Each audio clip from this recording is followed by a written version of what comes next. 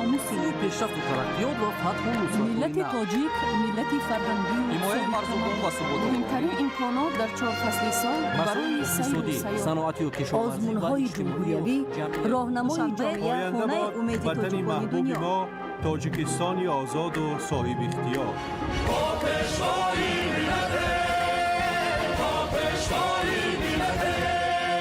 دوست باشید اتفاق باشید شکرانه همین دولت کنید شکرانه همین سرزمین کنید شکرانه کنید که چنین وطن عزیز و محبوب دارید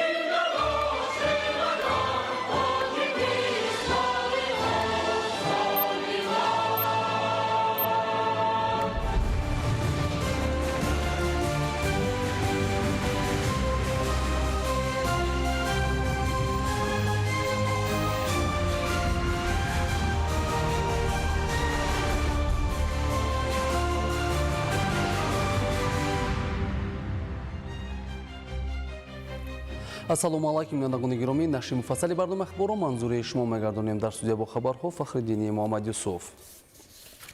18 июн президенти ҷумҳурии Тоҷикистон пешвои миллат муҳтарам Эмомалӣ Раҳмон ба раиси ҷумҳурии исломии Эрон муҳтарам Масъуд Пизишкиён барқаи табрикӣ ирсол намуданд, ки дар он омадааст.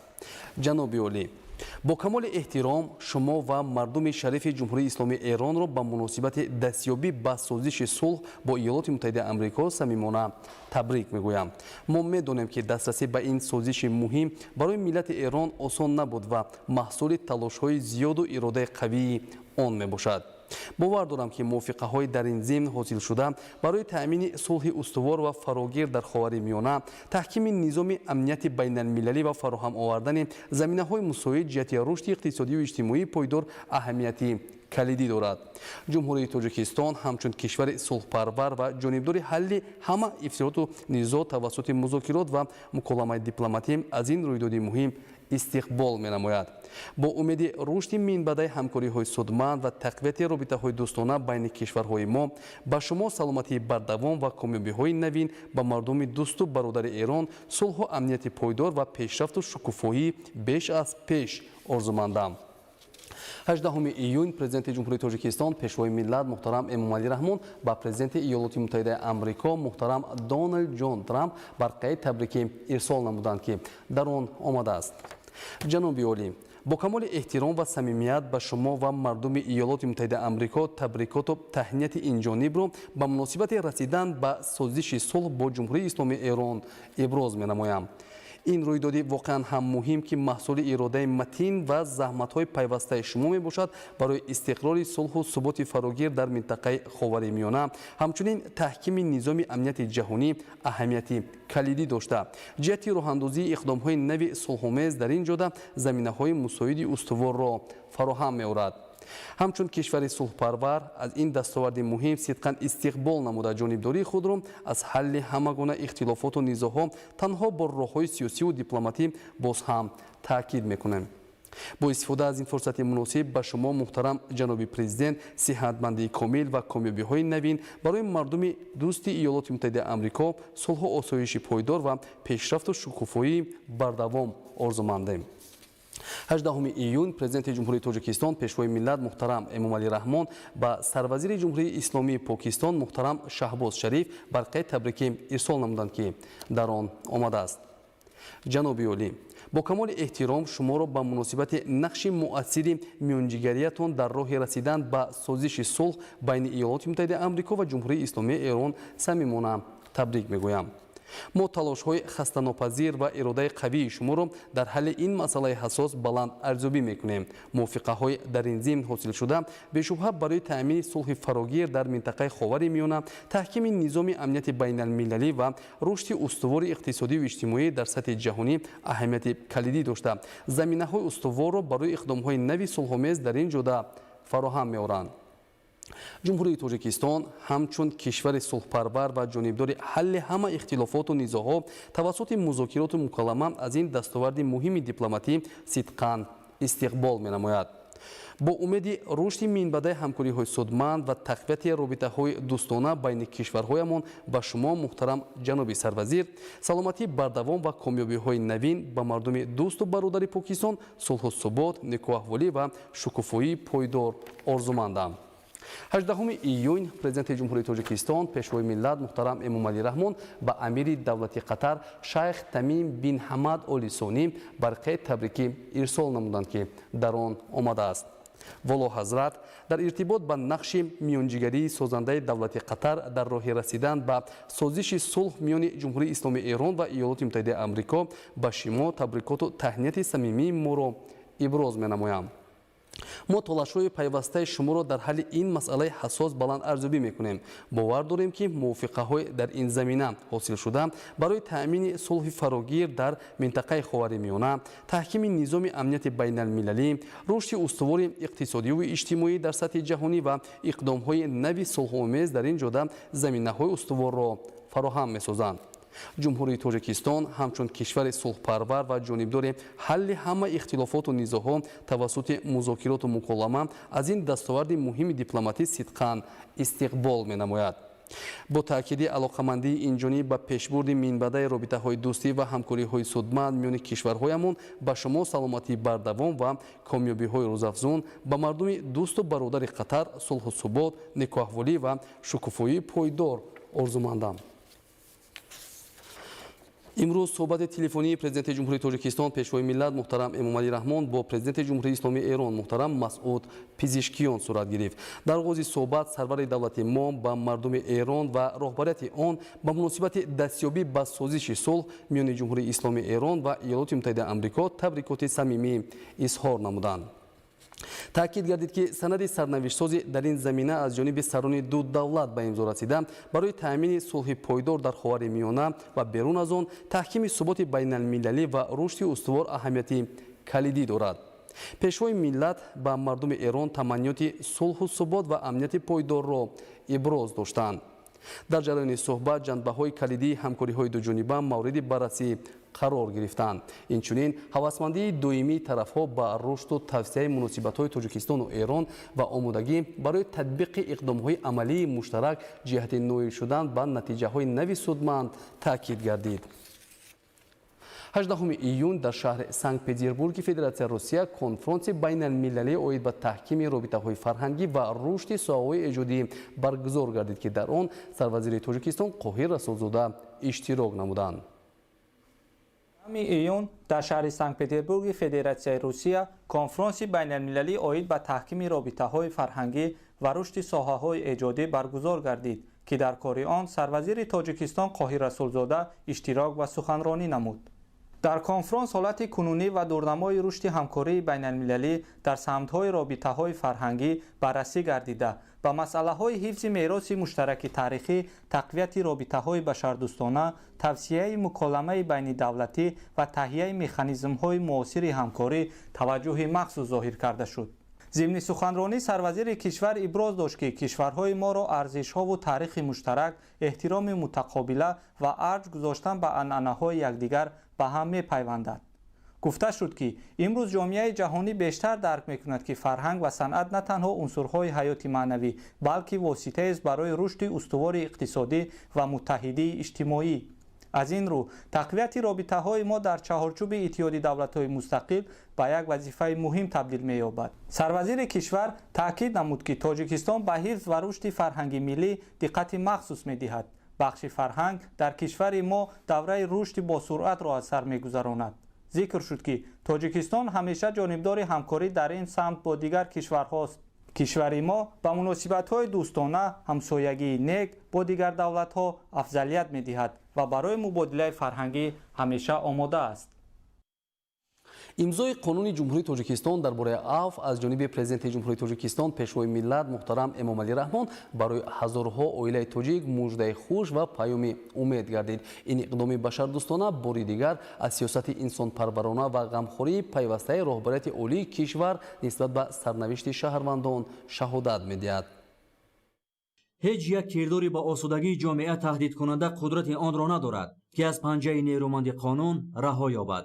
افرادی در عملهای بیرون از چهارچوبه قانون و دیگر طلبات و ترتیبات جمعیتی دست داشته حتما جزای مناسب را سزاوار میشوند. حتی اگر کردار از لحاظ سطح پس معرفت حقوقی صادر شده باشد، جوابگری جنایتی استثناء نخواهد شد. همین طریق شخصانی که بی‌اعتنایی نسبت به طلبات قانون آنها را پشت پنجره کرده است، با امید درک اشتباه و در آینده گذاشتن قدم‌های استوار در جاده‌های سالم از ادای منبع جزای جنایتی آزاد خواهند شد.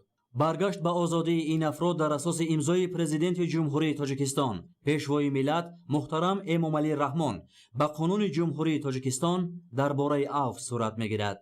امضای قانون جمهوری تاجیکستان درباره عفو برای هزارها عائله تاجیک مژده خوش و پیامی امید گردید. این اقدام بشردوستانه بار دیگر از سیاست انسانپرورانه و غمخواری پیوسته راهبریت عالی کشور نسبت به سرنوشت شهروندان شهادت می‌دهد. برای پدر و مادرانی که سالها انتظار دیدار فرزند بودند، برای همسرانی که آرزوی بازگشت عزیزان خود را داشتند و برای کودکانی که چشم به راه پدر ماندند، این سند مژده فرابخش پیوستن دوباره اهل خانواده می باشد.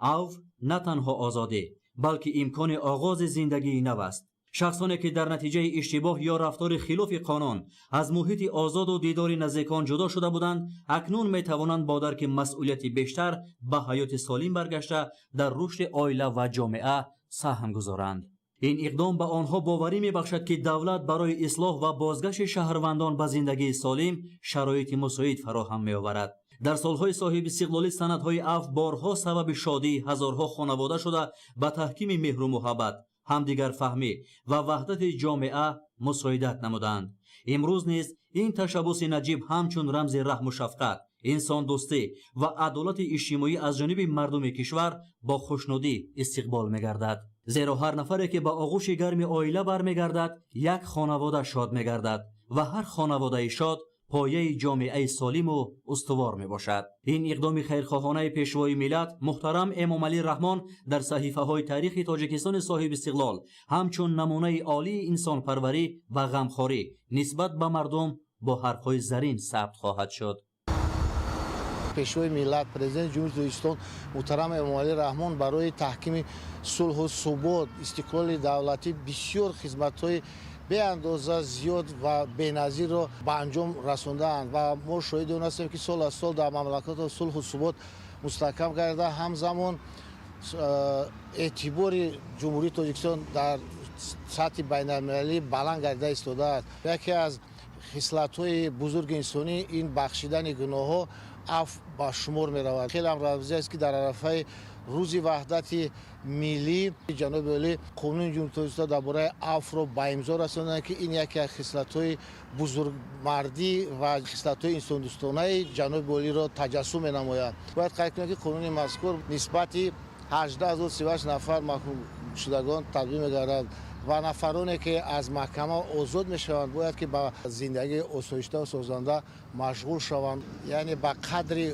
آزادی برسند و زندگی شایسته را راهاندازی نموده اصلاح شده در آینده بچه‌های کنشگر عموما را ندهند. پیشوای معظم ملت نه تنها به قشر فعال جامعه جمهوری تاجیکستان توجه دارد، از جمله به آن نفرانی که سهوا گناه کردند و یا قصداً گناه کردند یا سر جهل گناه کردند، به آنها نیز توجه دارد تا اینکه آنها بعد از به تصویب رسیدن عفو به زندگی مقرری بر بگردند و سهم خود را برای گلگل شکوفایی وطن عزیز جانمان گذاشته باشند. این بار دیگر ثابت می سازد که تاجیکستان صاحب استقلال ما در دنیا همچون کشوری بشردوست، همچون کشوری انسان دوست معرفی می گردد. این البته از زحمت ها و از تشبث های پرزیدنت محبوب ما گواهی می دهد.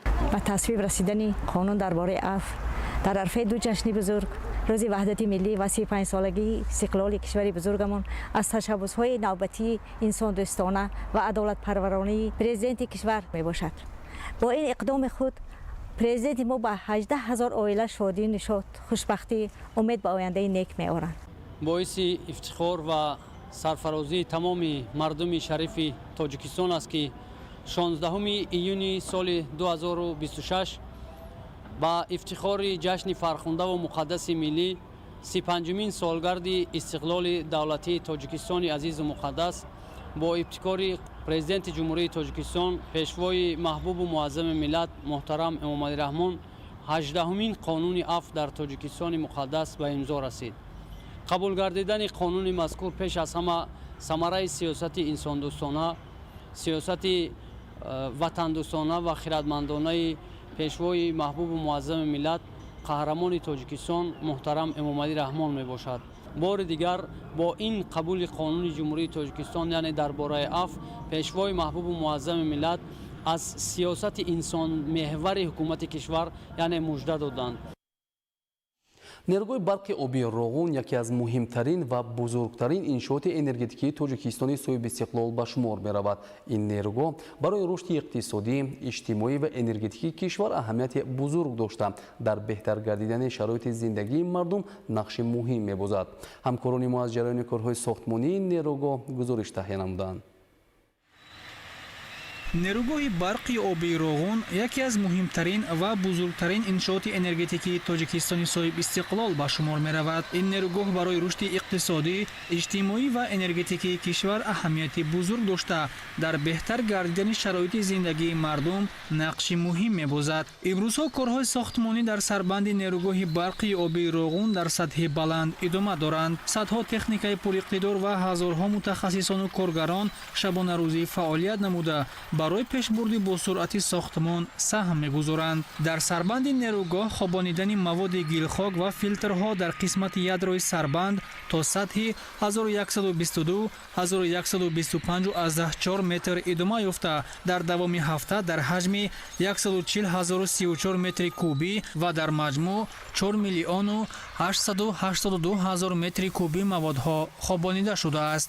ҷараёни корҳои мо дар маркази асосии сарбанд бо сифат ва бо суръат рафта истодааст. ки ин замон мо дар маркази асосии сарбанд қарор дорем, дар сатҳи 1126 қарор дорем ки мо бо хобондани гирхок машғули кор ҳастем. бо кормандон дар ду бадан шабонарӯзӣ ва акси ватандӯстӣ рӯи баланди ватандорӣ машғули кор ҳастем ки дастур ва супозои барзимаи хеш гирифта истодаем, ҳарчи зудтар ба этмом расонда истодаем.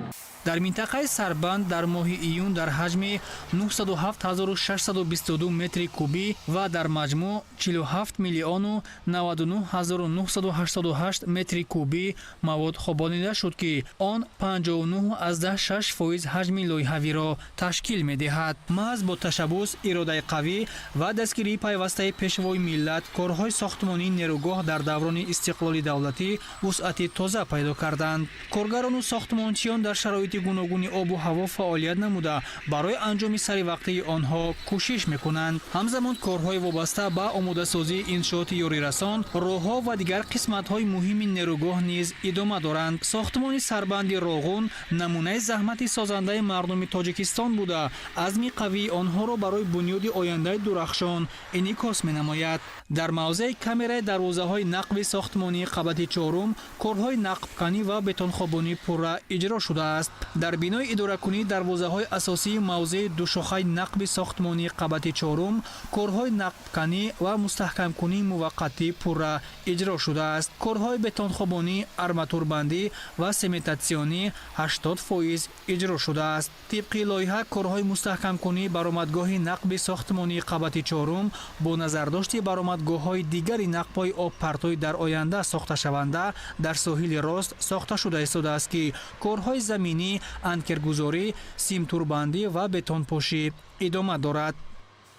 айни ҳол мо қарор дорем дар минтақаи кори ОВС 65 баромадгоҳи опартои СТ4 айни ҳол корҳои бетонхобонӣ рафта истодааст. аллакай нисби корҳои бетонхобонӣ иҷро шудааст, дигараш бошад дар равиши кор аст. мо ҷавонон фахр мекунем ки дар чунин иншооти аср кор мекунем ва зарае ҳам бошад саҳми худро мегузорем.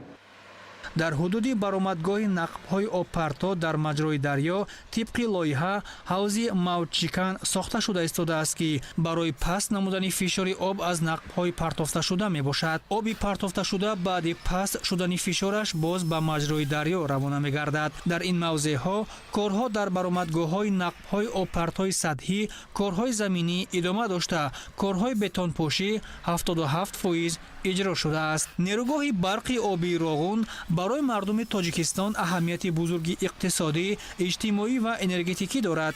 Он ба таъмини барқи доимӣ, рушди иқтисодиёт, таъсиси ҷойҳои корӣ ва баланд гардидани сатҳи зиндагии мардум мусоидат намуда, ҳамчун рамзи пешрафт ва ободии Тоҷикистон шинохта мешавад. Бо роҳнамоӣ ва дастгирии пешвои миллат муҳтарам Эмомалӣ Раҳмон роғун ба рамзи истиқлолияти энергетикӣ ва пешрафти Тоҷикистон табдил ёфт. имрӯз ин нерӯгоҳ ҳамчун намунаи созандагӣ ва иқдоми бузурги миллӣ шинохта шуда, барои таъмини рушди устувори кишвар аҳамияти калон дорад.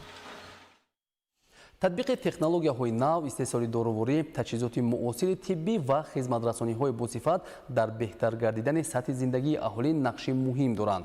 Бо мақсади муаррифии дастовардҳои навтарин дар ин самт ва густариши ҳамкориҳои байналмилалӣ, имрӯз дар маркази экспои шаҳри Душанбе дуввумин намоишгоҳи байналмилалии молу хизматрасониҳо барои саломатӣ ва зебоӣ оғоз гардид. Чорабинии намояндагони ширкатҳои пешқадами ватаниву хориҷиро гирди ҳам оварда, ҳамчун майдони муосири муаррифии маҳсулот, табодули таҷриба ва ҷалби шарикони нав хизмат мекунад. Иброҳим Назруллозода гузориш медиҳад. дар пойтахти кишвар шаҳри Душанбе имрӯз дуввумин намоишгоҳи байналмилалии молу хизматрасониҳо барои саломатӣ ва зебоии 2026 ба кори худ оғоз намуд. Чорабинии мазкур дар маркази экспои шаҳри Душанбе бо дастгирии ҳукумати ҷумҳурии Тоҷикистон баргузор гардида то 20 июн идома хоҳад ёфт. намоишгоҳ давоми 3 рӯз ба майдони муҳими муаррифии дастовардҳои навтарин дар соҳаҳои тандурустӣ, фармасевтика, технологияҳои тиббӣ ва саноати зебоӣ табдил меёбад. имсол дар он ширкатҳо ва истеҳсолкунандагон аз Тоҷикистон, Қазоқистон, Узбекистон, Русия, Покистон ва Эрон иштирок намуда маҳсулот ва хизматрасониҳои худро ба намоиш мегузоранд.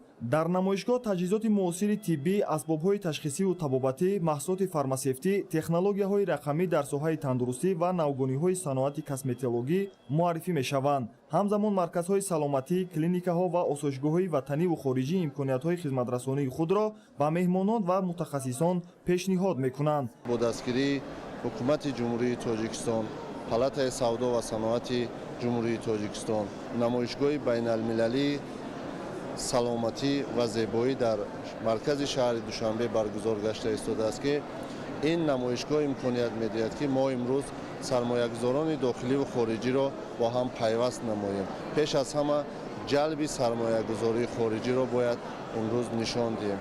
яке аз бахшҳои ҷолиби намоишгоҳ муаррифии платформаҳои рақамӣ мебошад. меҳмонон метавонанд бо заминаи мобилӣ ва хидматҳои онлайние ки барои ҷустуҷӯ ва дастрас намудани дороворӣ пешбинӣ шудаанд аз наздик шинос шаванд. ин иқдом дар доираи рушди хизматрасониҳои рақамӣ ва дастрасии бештари аҳолӣ ба маҳсулоти тиббӣ амалӣ мегардад. дар баробари ин истеҳсолкунандагони ватанӣ ва хориҷӣ маҳсулоти ороишӣ ва нигоҳубини шахсӣ навъҳои гуногуни маҳсулоти худро пешниҳод намуда навтарин тамоюлҳои бозори зебоӣ ва косметологияро муаррифӣ мекунанд. Мамбурӣ ва саодат Бэйбис Палоло аввалин маркази солимгардонии кӯдакона испа дар Тоҷикистон аст. хизматрасониҳои умумии мо гидротерапия, масҳи кӯдакона, элфекам ва машқ, электрофорез ва парафинотерапия. ҳадафи мо рушди солим, мустаҳкамии ҷисмонӣ ва оромии кӯдакон аст. дар доираи чорабинӣ вохӯриҳои корӣ, рӯнамоии маҳсулоти нав, машваратҳои соҳавӣ ва нишастҳои касбӣ бо иштироки мутахассисони пешбар баргузор мешаванд. дар намоишгоҳи имрӯза дастовардҳои навтарини соҳаи тандурустӣ ва технологияҳои муосири пешрафта ба намоиш гузошта шуд. ҳама ин пешрафтаҳо бо дастгирии ҳукумати ҷумҳурии Тоҷикистон ва таваҷҷӯҳи хосаи асосгурӯҳи сулҳ ваҳдати миллӣ, пешвои муаззами миллат, президенти ҷумҳурии Тоҷикистон муҳтарам Эмомалӣ Раҳмон роҳандозӣ гардидааст. имрӯз ба ҷавонон барои омӯзиши соҳаи дақиқ ва технологияҳои муосир ва зеҳни сунъӣ имкониятҳои васеъ фароҳам оварда шудааст. намоишгоҳи байналмилалии молу хизматрасониҳо барои саломатӣ ва зебоии 2026 ҳам барои мутахассисони соҳа аз ҷумла табибон, дорусозон, косметологҳо ва соҳибкорон ва ҳам барои доираи васеъи шаҳрвандоне ки ба тарзи ҳаёти солим ва навгониҳои соҳаи тандурустӣ таваҷҷӯҳ доранд боз аст. қобили зикр аст ки ин чорабинӣ сол то сол доираи иштирокчиён ва имкониятҳои ҳамкории байналмилалиро васеъ менамояд. ташкилкунандагон умедворанд ки намоишгоҳ ба рушди бозори хизматрасониҳои тиббӣ ва зебоӣ, тақвияти ҳамкориҳои минтақавӣ ва ворид намудани технологияҳои нав ба кишвар заминаи мусоид фароҳам меорад. фестивали фарҳангии тоҷикистону корея 2026 дар шаҳри душанбе намояндагони фарҳангу санъати ду кишварро ба ҳам оварда фазои дӯстӣ ва табодули фарҳангиро фароҳам сохт. чорабинӣ бо барномаҳои ҷолӣ ва намоиши арзишҳои миллии саҳми фарҳангро дар таҳкими муносибатҳои тоҷикистону корея боз ҳам равшантар намуд. ҳамкорони мо гузориш медиҳанд. дар шаҳри душанбе фестивали фарҳангии тоҷикистону корея 2026 баргузор шуда дӯстдорони фарҳангу санъат, намояндагони доираҳои эҷодӣ ва сокинону меҳмонони пойтахтро ба ҳам овард. ин чорабинии фарҳангӣ бо мақсади таҳкими ҳамкории дуҷониба дар соҳаи фарҳанг, густариши робитаҳои гуманитарӣ ва муаррифии арзишҳои миллии ҳарду кишвар роҳандозӣ гардид.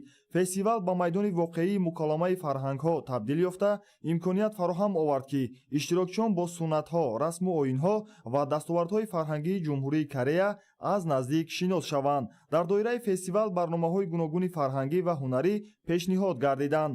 намояндагони ҳарду кишвар маҳорати худро дар бахшҳои мусиқӣ, рақс, ҳунарҳои мардумӣ ва дигар самтҳои эҷодӣ ба намоиш гузоштанд. тамошобинон бо намунаҳои фарҳанги анъанавӣ ва муосири Корея шинос шуда аз барномаҳои рангину хотирмон баҳра бардоштанд. фазои фестивал саршор аз дӯстӣ, эҳтироми мутақобила ва табодули фарҳангӣ буд. меҳмонон аз гӯшаҳои гуногуни намоишгоҳҳо дидан намуда бо анъанаҳои миллӣ, либосҳои мардумӣ, санъати дастӣ ва дигар ҷанбаҳои фарҳангии ду кишвар ошно гардиданд. чунин чорабиниҳо барои наздик шудани мардумон, таҳкими ҳамдигарфаҳмӣ ва рушди муносибатҳои фарҳангӣ аҳамияти махсус доранд. қобили зикр аст ки ҷумҳурии тоҷикистон ва ҷумҳурии Корея 27 апрели соли 1992 муносибатҳои дипломатӣ барқарор намуданд. таи беш аз 13 сола ҳамкории ҷонибҳо дар соҳаҳои гуногун аз ҷумла фарҳанг, илму маориф, иқтисод ва технология пайваста рушд ёфтааст. маҳз сиёсати созанда ва ҳамкории судманди ду давлат замина фароҳам овардааст ки имрӯз муносибатҳои тоҷикистону Корея дар сатҳи баланд қарор дошта бошанд. дипломатияи фарҳангӣ яке аз воситаҳои муассири таҳкими дӯстии байни халқҳо ба шумор меравад. аз ин рӯ баргузории чунин фестивалҳо на танҳо ба муаррифии мероси фарҳангӣ мусоидат мекунад, балки барои тавсеаи ҳамкориҳои минбаъда дар дигар самтҳо низ заминаи мусоид фароҳам меорад.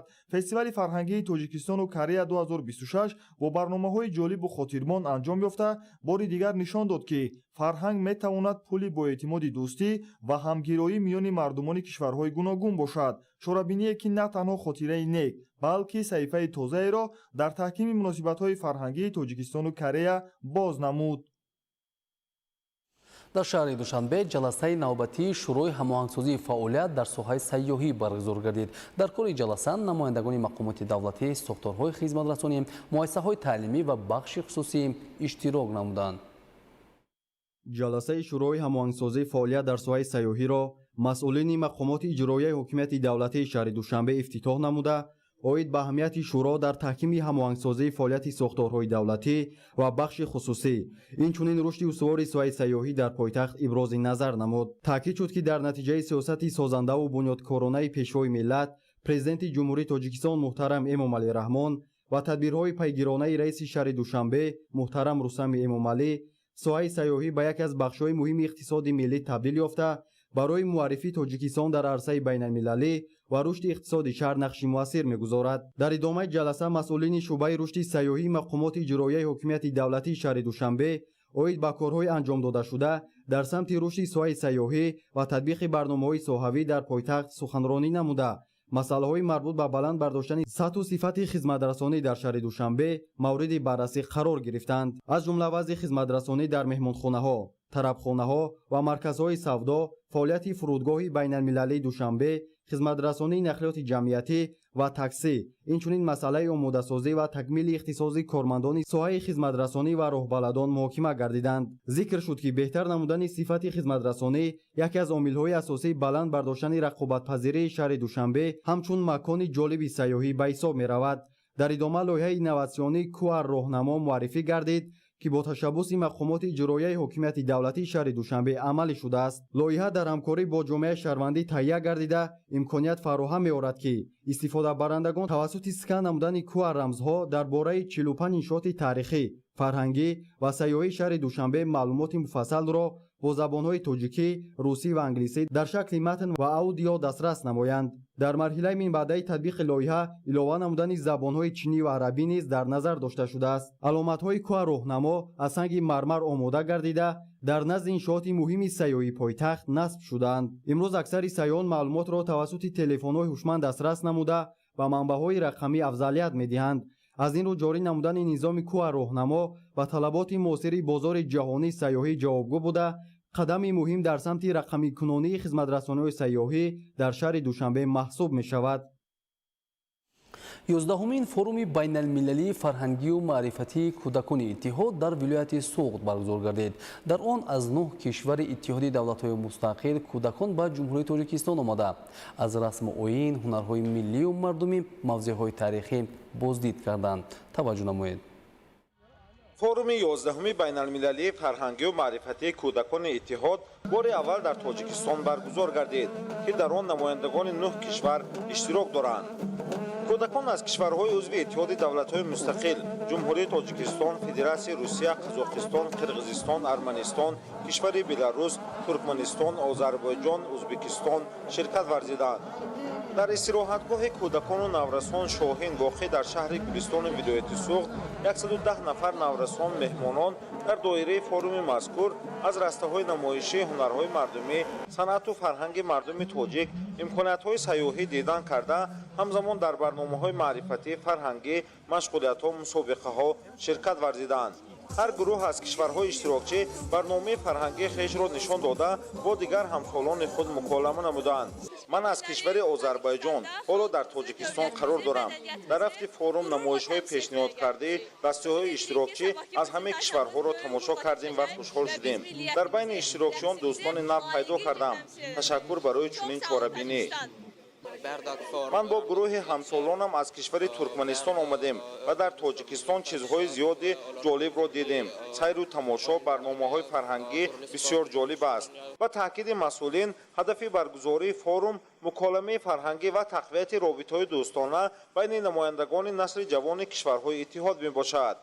бисёр як иқдоми неки раиси маҷлиси миллии маҷлиси олӣ буд ки яъне пеш аз ҳама муаррифии миллати тоҷик, муаррифии сарзамини мо ба тамоми, яъне на танҳо 110 нафар, балки ба оилаҳои онҳо, ба давлатҳои онҳо расонида мешавад ва дар хотираи ин кӯдаконе ки онҳо аз 13 то 17 соларо дар бар мегиранд, солҳои сол нақш мебандад ва онҳо бо як хотираи нек аз сарзамини мо, аз ватани мо ба ватани худ бармегарданд. дар ҷараёни форум кӯдакон ба таъриху фарҳанг ва анъанаҳои миллии кишварҳои дӯст ва иттиҳод шинос шуда дар олимпиадаҳои зеҳнӣ, вохӯрӣ бо қаҳрамонҳои варзиш, мастер-классҳо, гаштҳои сайёҳӣ, марафони тарбияи ҷисмонӣ ва варзишӣ, дигар мусобиқаҳои дӯстона ширкат меварзанд. аз ин рӯ дар осоишгоҳи Шоҳин ва қасри маданияти арбоб ширкаткунандагон дар машғулиятҳо иштирок карда аз мавзеъҳои таърихию фарҳангӣ дидан карданд. мо аз он шод ҳастем ки дар ин озмун, дар ин форуми кӯдакони иттиҳод иштирок дорем. мақсади мо он аст ки мо бояд байни дигар давлатҳо, кӯдакони дигар давлатҳо дӯстии худро пайдо намоем. ба таъкиди масъулин, ширкаткунандагон аз кишварҳои иттиҳоди давлатҳои мустақил форуми байналмилалии фарҳангию маърифатии кӯдакони иттиҳод танҳо як чорабинии таълимӣ набуда, он мактаби воқеии дӯстии байни миллатҳо, ҳамкорӣ ва тарбияи шаҳрвандии ҷавонон мебошад. дар рафти боздид аз мавзеъҳои сайёҳӣ, расму оинҳои миллӣ, ҳунару маҳорати наврасони тоҷик, ширкаткунандагони форум аз кишварҳои иштирокчӣ таассуроти нек бардоштанд. бо боло рафтани ҳарорат, баланд шудани сатҳи оби кулу дарёҳо ва расонидани зарар ба соҳаҳои иқтисодию иҷтимоии хоҷагии халқи кишвар аз эҳтимол дур дониста намешавад. бо назардошти ҳамин, имрӯз тадбирҳои соилмустаҳкамкунӣ дар шафати дарёи Зарафшон вусъат дода мешавад. гузориш аз шаҳри Панҷакент. дар дарёи Зарафшон агар 15 июн дар як сония 423 метри мукааб об ҷорӣ мешуд, ин нишондод дар як рӯз 18 метри мукааб зиёд шуда 16 июн ба 441 метри мукааб расидааст. болоравии ҳарорат ва обшавии пиряху омили аслии ин ҳолат маънидор мегардад. бо назардошти ҳамин тадбирҳои соҳилмустаҳкамкунӣ дар 4 мавзеи шаҳри Панҷакент ҷиҳати пешгирии ҳолатҳои эҳтимолии зарар ба соҳаҳои иқтисодию иҷтимоӣ анҷом дода мешавад. با سبب همساله گرم شدن هوا آبهای دریای زرافشان و دیگر دریاچه‌های در حدود شهر دیهات پنجکی موجود باشد بلند می شود. اینچنین امروز ما با دستگیری حکومت جمهوری تاجیکستان تخت سنگ‌های کلان‌هاش برای سد محافظتی ساحلی دریای زرافشان موضع ده خوراک جماعت دیهاتی خلیفه حسن کشانده برای مستحکم نمودن سد محافظتی ساحلی دریای زرافشان کار رفته شده است. در حدود شهر دیهاتی پنجکی 87 موضع خطرناک موجود بوده، زیاده از 60 کیلومتر سد محافظتی دریای زرافشان موجود می باشد. در موضع‌هایی که ضرر رسانیدن آب از احتمال دور نیست، کارهای ساحل مستحکم کنی از جانب مقامات اجرایی حکومت دولتی شهر پنجکند در همکاری با نمایندگان بخش خصوصی انجام داده می شود. ساکنان محلی نیز در این تدبیر مهم دستجمعانه سهمگذاری می‌کنند. تدبیرهای ساحل مستحکم کنی که سالهای اخیر در شهر پنجکند انجام داده شده است، در برابر پیشگیری از حالتهای احتمالی ضرر، همزمان جهت به گردش کشاورزی در آمدن زمین‌های نو و وسیع‌شوی میدان کشتیشالی در شفت دریای زرافشان مساعدت نموده است. حالا پیشگیری حالتهای احتمالی ضرر و وسیع‌کنی امکانیت‌های استحصالی از هدف اصلی ارزیابی می‌گردد. در ساحل دریای زرافشان کارهای آموزشی و مشاهده‌ای گذرانیده شده. در هر موضعی که احتمال ضرر بیشتر شد، کارهای ساحل مستحکم کنی انجام داده می‌شود. در شفت دریای زرافشان در 4 موضع کارهای ساحل مستحکم کنی جریان دارد. مقصد قبل از همه در دوره بلند شدن سطح آبی دریا، پیشگیری حالتهای احتمالی ضرر به ساحه‌های اقتصادی و اجتماعی خواجگی خلق شهر پنجکند ارزیابی می شود. نوروزهای عزیزالله، رجب علی محمدعلی، اخبار. موضوع دیگر نوبسته از آن که سالهای اخیر شامل‌شوی بعضا نفران ناآگاه با گروه‌های تروریستی و اکستریمیستی کم گردیده است، میتوان باز هم توسط کارهای فهمانده دهیم در روحیه نسل جوان و قشر گوناگون جامعه حس وطن‌دوستی و خویشتن‌شناسی را بیشتر جا نمود. با این مقصد کارمندان پروکراتورای ولایت ختلان در ناحیه شهر توس همایش معرفتی را راه‌اندازی نمودند. توجه نمایید. در همایش امروزه که با ابتکار مسئولین پروکراتورای ولایت ختلان دایر گردید، نمایندگان مقامات پروکراتورا، امام خطیبان، فعالان، راهبران تشکیلات و مؤسسه‌ها و جماعت شهرک و دهات ناحیه اشتراک نموده وابسته به پیشگیری از این وبای اثر یعنی تروریسم و اکستریمیسم اندیشه‌رانی نمودند. برآمدکنندگان ابراز نمودند که پیشگیری و مبارزه بر ضد تروریسم و اکستریمیسم یکی از سمت‌های افضلیت‌ناک سیاست حقوقی جمهوری تاجیکستان محسوب یافته در طول سال‌های استقلالیت دولتی سندهای معیاری حقوقی مختلف قبول و مورد عمل قرار داده شدند.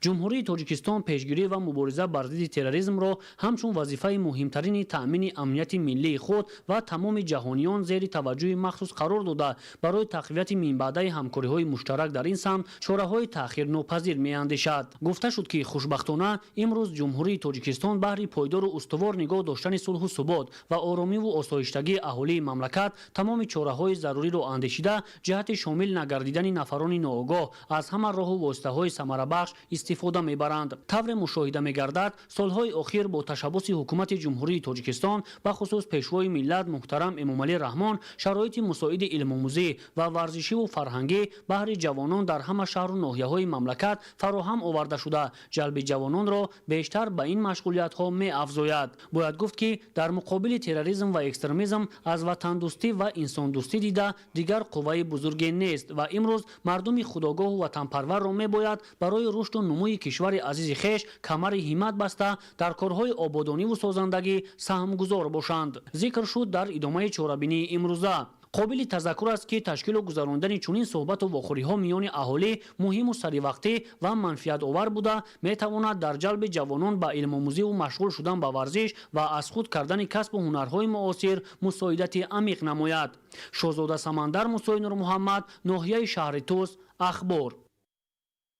کشاورزان ناحیه وسط در میدان بیش از 10,000 گکتار زراعت غله کیش نمودند. نتیجه زحمت صافدلانه مرد دهقان ثمره خوب به بار آورده. امروز در ناحیه جمع‌آوری غله ادامه دارد. گزارش در این خصوص. امسال طبق دورنمود در ناحیه وسط در میدان عمومی بیش از 10,000 گکتار غله‌دانگی‌ها از آن جمله گندم و جو کیش کرده شده است. کشاورزان ناحیه برای زیاد نمودن حاصل غله тухми алосифати серҳосили ғаларо дастрас намуда кишт карданд. тавре аз ҷараёни даррав маълум гардид, ғалакорон ҳосили хуби гандум ва ҷавро ба даст оварда истоданд ва мақсад доранд ки бо истифода аз чунин навъҳои тухми хушсифату ба иқлим мутобиқ ҳосилнокиро сол аз сол зиёд намоянд. хоҷагии деҳқонии маҳмадалии деҳаи заркамари ҷамоати деҳоти миралиободи ноҳияи восе дар майдони беш аз 50 гектар замин зироати ғаларо баро мондааст ки имрӯзҳо ба ҷамъоварии ҳосил оғоз бахшиданд. имрӯз хоҷагидорон 35-40 сентинери ҳосил ба даст оварда истоданд. ба иттилои хоҷагидорон соли гузашта самараи меҳнати аҳли заҳмат то ба 60 сентинерӣ расида буд. бо вуҷуди ин масъулон қаноатманд буда баробари дарави ғала ҳамзамон ба ҷамъоварии саривақтии коҳ бобати захираи хӯроки чорво барои давраи тирамоҳу зимистон машғул мебошанд. хоҷагии деҳқонаи маҳмадалӣ дар майдони 48 гектар кишти зироати гандум гузаронидааст. тарафи он идома дорад. аз ҳар гектар ба миқдори 35 то 40 сентинери ҳосил ба даст овардааст ва дар майдони 50 гектар кишти пахта гузарондааст.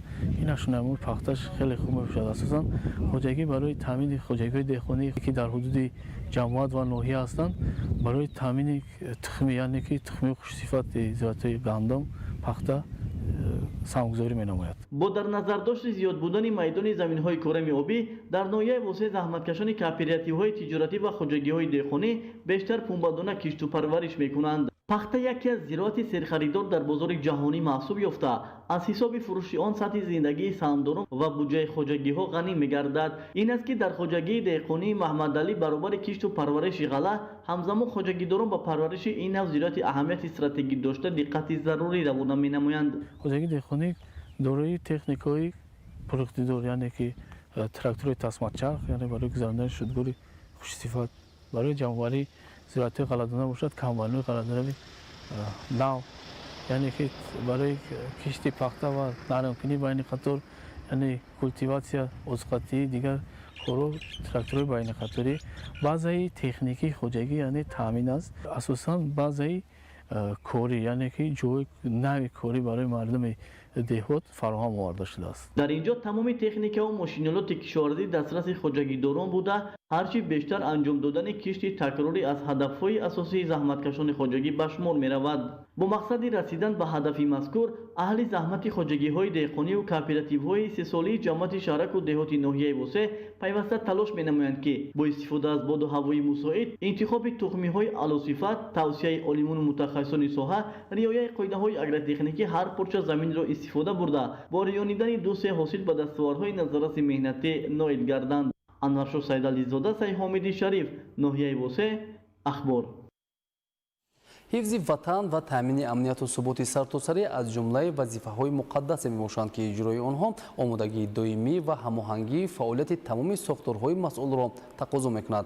бо ҳамин мақсад дар ноҳияи рӯдакӣ чорабинии муҳими ҳарбии сиёсии мудофиаи ҳудудӣ баргузор гардид. таваҷҷӯҳ намоед. ҳифзи марзу буми ватан, постдоштани сулҳу субот, ваҳдати миллӣ ва дастовардҳои даврони соҳибистиқлолӣ вазифаи муқаддаси ҳар як шаҳрванд ба шумор меравад. дар ҳамин замина дар ноҳияи рӯдакӣ бо иштироки роҳбарияти вазорати мудофиаи ҷумҳурии тоҷикистон, масъулини мақомоти иҷроияи ҳокимияти давлатии ноҳия, комиссарияти ҳарбӣ, намояндагони сохторҳои қудратӣ ва теъдоди муайяни аҳолӣ, ҷамъомади мудофиаи ҳудудӣ ва санҷиши ҳолати омодабошии ҳайати захираҳои сафарбарӣ баргузор гардид. дар раванди ҷамъомад ҳолати омодабошии захираҳои эҳтиётӣ, қувва ва воситаҳои мудофиаи ҳудудӣ, ҳамоҳангии сохторҳои масъул ва техникаву таҷҳизоти гуногуни хоҷагии халқ ки барои иҷрои вазифаҳои мудофиавӣ пешбинӣ гардиданд, мавриди санҷиш қарор дода шуд. дар баромади масъулин таъкид гардид ки таҳкими иқтидори мудофиавии мамлакат, омода нигоҳ доштани қувва ва воситаҳои дар эҳтиёт қарор дошта ва рушди низоми мудофиаи ҳудудӣ ҳамеша дар меҳвари таваҷҷӯҳи роҳбарияти олии давлат қарор дошта, барои иҷрои босифати вазифаҳои дар ин самт гузошта шуда тадбирҳои зарурӣ амалӣ мегарданд. инчунин дар ҷараёни чорабинӣ аз ҷониби роҳбарияти вазорати мудофиа як қатор иштирокчиёни фаъол ва ҳамзамон волидайни сарбозоне ки фарзандони худро дар рӯҳияи баланди ватандӯстӣ тарбия намуданд, бо сипосномаҳо қадрдонӣ гардиданд.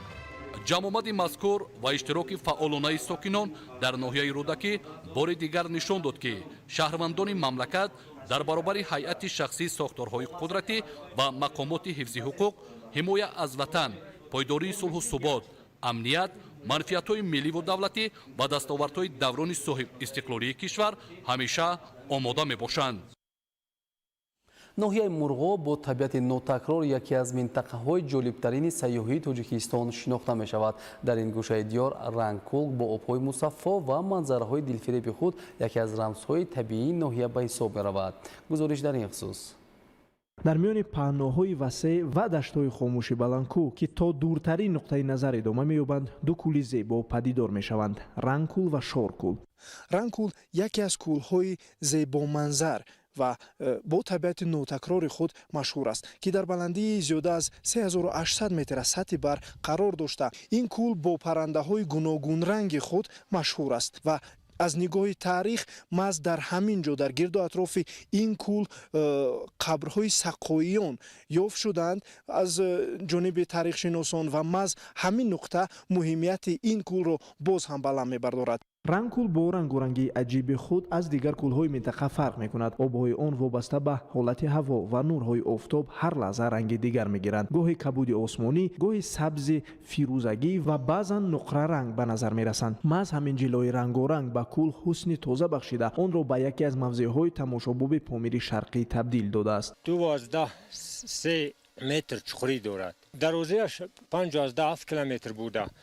бараш 13 километр мебошад. ҳарорати оби кӯл дар фасли тобистон низ хунук мебошад ва ҳамаи ин кӯлҳо дар ҳудуди ноҳияи мурғоб имрӯз таҳти назорати ҳифзи муҳити зист ва ҳудудҳои табиӣ махсус мошина қарор доранд. Дар гирду атрофи кӯл фазои орому соқит ҳукфармост. Танҳо садои шамол ва паррандагони муҳоҷир ин хомӯшии нотакрорро мешикананд. ҳар баҳору тобистон даҳҳо намуди паррандаҳои обӣ ва муҳоҷир ба ин ҷо омада соҳилҳои кӯлро барои истироҳат ва лонагузорӣ интихоб мекунанд. Начандон дуртар аз Рангкул боз як кӯли зебои дигар, Шоркул, ҷойгир шудааст. Ин кӯл бо Рангкул тавассути маҷрои табиӣ пайваст буда, ҳар ду як маҷмаи нодири табииро ташкил медиҳанд. оби орому мусаффои Шоркул, осмони беғубори ин минтақа ва кӯҳҳои атрофро чунон равшан инъикос мекунад, ки гӯё инсон ба оинаи бузурги табиат менигарад. кӯли Шоркул дар баландии 3780 метр аз сатҳи бар қарор дорад. дарозии ин кӯл 2 километру 772 метр, бараш 2 километр дорад. сатҳи оинавии ин кӯл 5556 метр квадрат мебошад. чуқурии 3 метр дорад. асоси сарчашмаи ин кӯл обшавии барфҳо ва пирахҳо буда, дарёчаи борики Узукдара ба ин кӯл дохил мегардад. зебои Шоркул на дар бузургӣ, балки дар оромиш ва табиати беолоиши он таҷассум ёфтааст. ин ҷо аз ҷумлаи камшумортарин мавзеъҳое мебошад, ки табиат ҳанӯз ҳам симои аслии худро нигоҳ доштааст. аз ҳамин сабаб дӯстдорони саёҳати экологӣ ва аксбардорони табиат бештар кӯшиш мекунанд, ки аз ин мавзеъ дидан намоянд. маврид ба зикр аст, ки ҳавзаи Рангкулу Шоркул на танҳо аз ҷиҳати зебоии табиат, балки аз лиҳози экологӣ низ аҳамияти калон дорад. ин минтақа барои ҳифзи гуногунии биологӣ ва нигоҳдории муҳити зисти паррандаҳои нодир нақши муҳим мебозад. ман Свен ҳастам ва аз Белгия омадам. дар зиндагӣ ба кишварҳои зиёде сафар карда бо мардумони гуногун шинос шудам. Тоҷикистон сеюмин кишвари Осиёи марказист, ки ман ба он сафар мекунам. ман аз чанд кишвари минтақа дидан намудам ва гуфта метавонам, ки мардуми ҳамаи онҳо меҳмоннавозанд. аммо агар сухан аз табиат равад, Тоҷикистон барои ман ҷойгоҳи аввалро ишғол мекунад. кӯҳҳои бошукӯҳ, манзараҳои нотакрор ва фазои ороми ин сарзамин ба кас таъссуроти фаромӯшнашаванда мебахшанд. бесабаб нест, ки Рангкул ва Шоркулро аз ҷумлаи зеботарин мавзеъҳои ин ноҳияи баландкӯ меноманд. ин ду кӯл, ки дар оғӯши кӯҳҳои азими ноҳияи Мурғоб ҷой гирифтанд, имрӯз ҳамчун рамзи оромиш, зебоӣ ва нодирии табиати Тоҷикистон шинохта мешавад. ҳар касе, ки аз ин мавзеъҳо дида мекунад, ба худ хотираҳои фаромӯшнашаванда ва таассуроти амиқро аз зебоии табиати бадахшон мебарад. дар остонаи таҷлили рӯзи ваҳдати миллӣ, корвони фарҳангӣ маърифатӣ навои модарони ваҳдатсаро сафари худро ба шаҳрҳои Бохтар, Левакан, Конибодон ва Исфара идома дода, бо сокинон ва фаъолони ҷомеа мулоқоту вохӯриҳои судманд баргузор намуданд. шарҳи ҳамкорони мо. дар доираи чорабиниҳо бахшида ба 29-умин солгарди ваҳдати миллӣ ва ба роҳ мондани аксҳо иқдомҳои тарғиботиву ташвиқотӣ бо ибтикори кумитаи кор бо занон ва оилаи назди ҳукумати ҷумҳурии Тоҷикистон гурӯҳи навои модарони ваҳдатсаро ба шаҳри Бохтар ташриф оварданд. Меҳмононро дар назди қасри фарҳанги шаҳри Бохтар масъулини мақомоти иҷроияи ҳокимияти давлатии шаҳр, фаъолон ва намояндагони ҷомеаи шаҳрвандӣ бо самимияти хоса истиқбол гирифтанд. Нахуст ҳайати корвон ба хотири арҷгузорӣ ба хизматҳои шояни фарзандони бароманди миллат дар назди муҷассамаи қаҳрамони халқи Тоҷикистон Алома Бобоҷон Ғафуров гулчанбар гузошта ба рӯҳи поки ин абармарди таърих эҳтиром ба ҷо оварданд. Сипас меҳмонон аз осорхонаи таъриху кишваршиносии вилояти Хатлон ба номи Авасто боздид намуда аз ёдгорӣ ва бозёфтҳои нодири таърихӣ, намунаҳои мероси фарҳангӣ ва дастовардҳои тамаддуни кӯҳанбунёди халқи тоҷик ошноӣ пайдо намуданд. Ба иштирокчиёни корвон иттилоъ дода шуд ки осорхона дар ҳифзу муаррифии таъриху фарҳанги миллӣ нақши муассир дошта нигоҳдорандаи бузургтарин арзишҳои таърихии миллат мебошад. Дар идомаи сафар ҳайати мазкур аз қисми низомии қушунҳои сарҳадии Кумитаи давлатии амнияти миллии ҷумҳурии Тоҷикистон боздид намуда бо афсарону сарбозон мулоқоти самимӣ анҷом доданд. Зимни боздид аз шароиту имконот ва рафти пешбурди хизмати сарбозону афсарон хай шуд ки саҳми хизматчиёни ҳарбӣ дар ҳифзи марзу буми кишвар ва таъмини амнияти давлату миллат бориз арзёбӣ мегардад. Дар идомаи корвон меҳмонон ба муассисаи давлатии китобхонаи оммавии вилояти Хатлон ба номи Шамсиддини Шоҳин ташриф оварда ба фаъолияти китобхона, шароити мусоиди мутолиа ва хизматрасониҳои фарҳангиву маърифатии он ошно шуданд. Зимнан дар ин боргоҳи илму дониш бо фаъолон, намояндагони касбу кори гуногун ва иштирокчиёни озмунҳои ҷумҳуриявӣ суҳбату мулоқот баргузор гардида масъалаҳои таҳкими ваҳдати миллӣ, тарбияи ватандӯстии ҷавонон ва нақши занон дар пешрафти ҷомеаро мавриди баррасӣ қарор доданд. Дар идомаи барномаи сафари худ ҳайати корвон ба шаҳри Левакан ташриф овард. Нахуст меҳмонон аз маркази дастгирии бонувон дидан намуда бо фаъолияти ин марказ ва имкониятҳои фароҳам гардида барои баланд бардоштани мақоми занон шинос шуданд. Сипас иштирокчиёни корвон аз осорхонаи пешвои миллат дар шаҳри Левакан боздид ба амал оварда бо саҳифаҳои муҳими таърихи давлатдории навини тоҷик ва дастовардҳои даврони соҳибистиқлолӣ ошно гардиданд. Сафари имрӯзаи меҳмонон дар нерӯгоҳи барқии обии Сарбанд бо ба роҳ мондани суҳбату мулоқотҳои натиҷабахш бо муҳандисон ва кормандони соҳаи энергетика хотима ёфт. Зимни мулоқот саҳми энергетикон дар рушди иқтисоди миллӣ ва таъмини аҳолӣ бо нерӯи барқ махсус таъкид гардид. Қобили зикр аст ки ташрифи корвони навои модарони ваҳдатсаро ба вилояти Хатлон ҳамчун як иқдоми муҳим дар самти таҳкими ваҳдати миллӣ, тарғиби арзишҳои давлатдорӣ, баланд бардоштани ҳисси ватандӯстӣ ва таҳкими нақши занон дар ҳаёти ҷамъиятӣ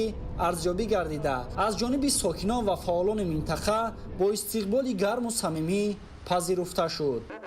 дар доираи ташаббусҳои созандаи таҳкими ваҳдати миллӣ ва густариши робитаҳои дӯстона миёни сокинони минтақаҳои гуногуни кишвар, гурӯҳи тарғиботию ташвиқотии занон модарони ваҳдатсаро ба шаҳри Конибодом ташриф оварданд. Меҳмононро сокинону фаъолони шаҳр бо самимияти хос ва эҳтироми баланд истиқбол гирифтанд. Тадбири мазкур дар партави сиёсати инсонпарварона ва ҳидоятҳои асосгузори сулҳу ваҳдати миллӣ, пешвои миллат, президенти ҷумҳурии Тоҷикистон муҳтарам Эмомалӣ Раҳмон бо ташаббуси Кумитаи кор бо занон ва оилаи назди ҳукумати ҷумҳурии Тоҷикистон роҳандозӣ мегардад. Нахуст ҳайати меҳмонон ба ҷамоати деҳоти Патар сафар намуда бо фаъолзанон ва бонувони соҳибтаҷрибаи ҷамоат мулоқоти самимӣ анҷом доданд. Зимни вохӯрии масъалаҳои таҳкими сулҳу субот, тарбияи насли наврас дар роҳияи ватандӯстӣ, баланд бардоштани нақши занон дар ҷомеа ва ҳифзи арзишҳои миллӣ мавриди баррасӣ